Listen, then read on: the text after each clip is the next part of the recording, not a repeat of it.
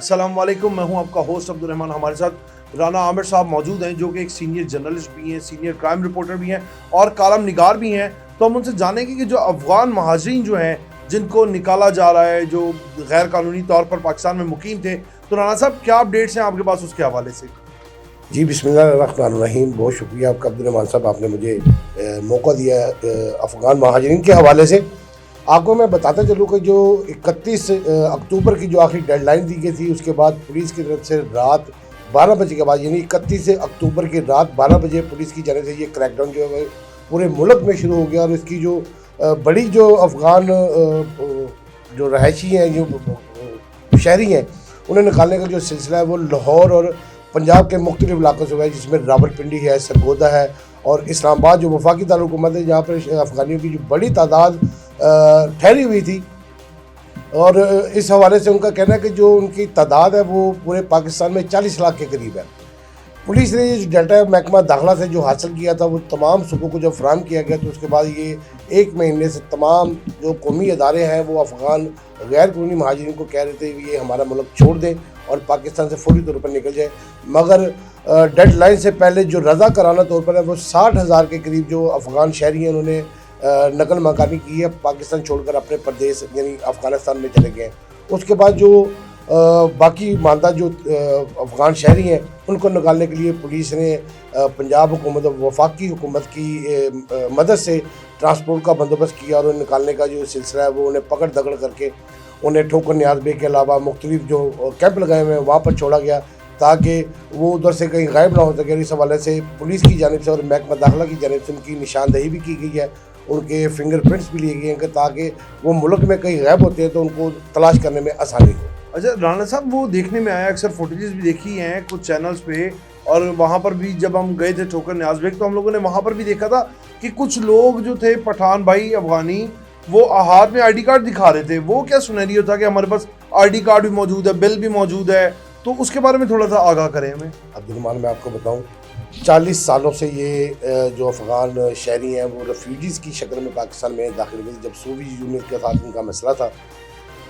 تب آنے والے جو افغان شہری تھے انہوں نے کسی نہ کسی طریقے سے جب مینول آئی ڈی کارڈ بنتے تھے تب انہوں نے بنوائے. ان کی اب یہ چوتھی نسل جو پاکستان میں پروان چل رہی ہے. مگر اس کے پردادا نے آئی ڈی کارڈ بنوایا، اس کے بعد اس کے دادا نے بنوایا، اس کے بعد اس کے باپ نے، اور بچوں کے جو بے فارم بنے ہوئے ہیں وہ اسی تناظر میں جو مینول سسٹم تھا. مگر میں آپ کو بتا دوں کہ پاکستان حکومت کے پاس ان کی تمام تر ڈیٹاز، ان کی معلومات موجود ہیں جو انہوں نے اکٹھی کر رکھی ہیں. جب یہ پاکستان میں داخل ہوئے تھے ابتدائی طور پر جو ہے وہ 10 لاکھ جو افغانی تھے انہیں ہم نے سوویت یونین لڑائی کے دوران پاکستان میں جگہ دی تھی، انہیں مختلف کیمپس دیے تھے، اور اقوام متحدہ کے خصوصی مراسلے اور احکامات کے بعد ہم نے ان کی تعلیم، ان کے کھانے کا بندوبست، ان کی رہائشوں کے حوالے سے ہم پاکستان نے بہت سارے اقدامات کیے ہیں. مگر جب آہستہ آہستہ افغانستان کے حالات بہتر ہوتے گئے اور تب چاہیے تھا کہ حکومت فوری طور پر ایکشن لیتی، اور جو غیر قانونی طور پر مقیم افغانی تھے یا ریفیوجیز تھے ان کا ڈیٹا مکمل کر کے انہیں واپس بھیجوایا جاتا. مگر حکومت کی جانب سے ایسا اقدام تب نہیں ہوا، جس کی وجہ سے افغان جو شہری ہیں وہ غیر قانونی طور پر بارڈر کراس کر کے پاکستان میں داخل ہوتے گئے. ان کی آباء و اجداد ہمارے جو نادرا ڈپارٹمنٹ ہے اس کی مبینہ ملی بھگت سے، میں مبینہ ہی کہوں گا وہ اس لیے کہ ہمارے پاس کیونکہ اس کے دستاویزات نہیں ہیں، اور ایسا ہی کہا جائے کہ انہوں نے پیسے دے کے مینوش آئی ڈی کارڈ بنوایا. جس کے بعد جب یہ کمپیوٹرائز مشرف کے دور میں یہ سلسلہ شروع ہوا تو انہوں نے جو مینول آئی ڈی کارڈ تھے وہ کمپیوٹرائز کنورٹ کیے، اور اس کے بعد بہت سارے جو افغانی ہیں وہ پاکستان کے آئی ڈی کارڈ بننے کے بعد ان کے پاسپورٹ بنوا کر بیرون ملک بھی چلے گئے. ابھی جو ہماری جو ابتدائی رپورٹس ہیں وہ ہماری اداروں کی جانب سے کہ اس وقت 2 لاکھ کے قریب جو افغانی ہیں وہ قانونی طور پر پاکستان میں مقیم ہے، اور جبکہ 10 لاکھ کے قریب جو افغانی ہیں وہ غیر قانونی طور پر مقیم ہے. لہٰذا حکومت کی جانب سے ابھی ابتدائی طور پر 31 اکتوبر کی جو ڈیٹ دی گئی تھی کہ اس کے بعد جو قانونی اور غیر قانونی ہیں انہیں اکٹھا کیا جائے، اس کے بعد انہیں الگ الگ کیا جائے. جو غیر قانونی ہوں گے جن کے پاس دستاویزات نہیں ہیں یا ان کے I D card per refugees لکھا ہوا ہے جو ہم نے شروع میں انہیں جاری کیے تھے، تو اس کے تناظر میں ہم نے ان کے ملک واپس بھجوائیں گے. اچھا رانا صاحب، یہ تو ہو گئے جو لوگ آپ نے بتایا جنہوں نے 30-40 سال پہلے آ کے اور باپ دادا ان کے آباء و اجداد نے آئی ڈی کارڈ بنا لیے جس طرح بھی حاصل کیے. رانا صاحب दूसरी जानिब ये भी कुछ खबरें सुनने में आई और ये भी चीज़ें देखने में आ रही थी कि जैसे कुछ बुजुर्ग हमारे थे, पाकिस्तानी नेशनल थे, उन्होंने क्या किया है, उन्होंने पैसे लिए हैं उनसे, मतलब कि उनको बुजुर्गों को पैसे दिए कुछ अफगानियों ने कि आप हमें अपने उसमें यानी कि औलाद का नाम दे दें और किसी तरीके से आपको तो मिली भगत वाली बात जैसे आप कर रहे थे कि कुछ पैसे दे दें और उसके बाद उन्होंने अपना अंदराज उसकी मतलब कि जन्म पर्ची के साथ करवा के उसकी वल्दियत लेने के बाद उनको ये कहा कि आप एक अखबार में बयान दे दें कि मैंने इसको फ़लाँ को मतलब कि नाम ये वल्दियत ये मैंने इसको आग कर दिया। तो इस तरह के भी केसेस देखने में आए थे, तो उनके साथ क्या ट्रीटमेंट किया जाएगा? अच्छा, मैं आपको ना एक वाक़या बताना चाहता हूँ कि अफ़गान जो गैर कानूनी इधर जो ठहरे हुए हैं उनके हवाले से जो हमारी हुकूमत पाकिस्तान है, ख़ुसूसी तौर पर जो हमारे कौमी अदारे हैं, उन्होंने इसके ऊपर एक मुकम्मल जामिया रिपोर्ट बनाई हुई है। अब जो उन्होंने दस्तावेज़ात मुकम्मल कर लिए, जो तहकीकात मुकम्मल कर लिए हैं, वो अब से नहीं है, वो गुज़श्ता कई सालों से इसके ऊपर काम कर रहे हैं। 2 साल पहले जब अफ़गानिस्तान से अमरीकी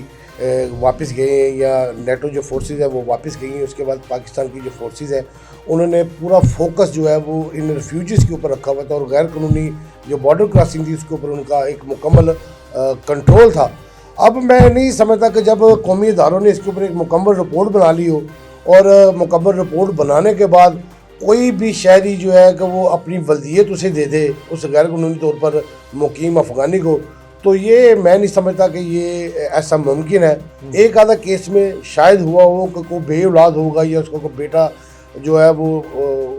नहीं होगा जिसका बेफार्म नहीं बना हुआ, तो उसको उसने एक आधे को शामिल कर लिया हो, लेकिन पूरे ख़ानदान को जो शामिल करने के हवाले से ये मैं समझता हूँ क्या सराही हो सकती है, इसका हकीकत से कोई ताल्लुक नहीं हो सकता। बहुत शुक्रिया राना साहब। जैसे कि नाज़रीन आपने बात सुनी, राना आमिर साहब हमारे साथ मौजूद थे जिनके पास तमाम तरह मालूमात थी कि जो गैर कानूनी पाकिस्तान में अफ़गानी महाजरीन मुकीम है, जो इनके पास कोई डाटा, कोई रिकॉर्ड, कोई सबूत मौजूद नहीं है, और दूसरी तरफ वो